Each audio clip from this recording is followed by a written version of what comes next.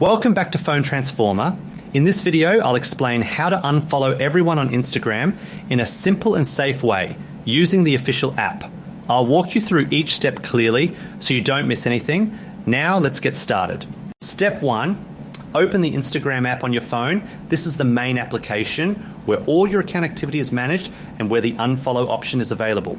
Step 2, tap the profile icon at the bottom right corner of the screen. This takes you to your profile page where your followers and following lists are located. Step 3, tap following to open the list of all accounts you currently follow. This section shows every profile connected to your account. Now, tap on the 3-dot button next to the account you want to unfollow. Step 4, tap the unfollow button from the options.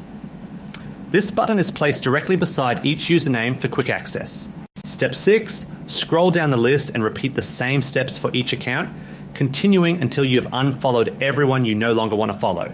Thanks for watching, and don't forget to subscribe to Phone Transformer for more easy and helpful Instagram tutorials.